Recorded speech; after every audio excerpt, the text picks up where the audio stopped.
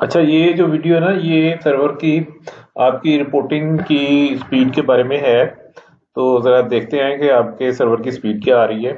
तो ये हमने अकाउंट्स पे क्लिक किया, सीईओ अकाउंट्स पे, और उसके बाद ये क्रेडिटर्स पे गए। क्रेडिटर्स पे जाके तो हमने इसको रिफ्रेश क्रेडिटर बैलेंसेस पे करना है। आप जरा चेक कीजिएगा कितना टाइम लगता है।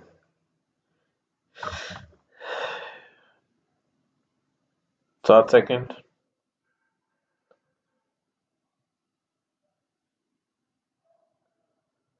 14 सेकेंड। ये 14 सेकेंड में उन्होंने, सर्वर ने, आपको इसका डाटा अपडेट कर दिया है। और उसके बाद फिर अगर आपने किसी का लेजर देखना है तो हम इसका ऑर्डर चेंज करके ना, पहले अलमीर ग्राफिक्स का देखते हैं। ये हमने क्लिक किया।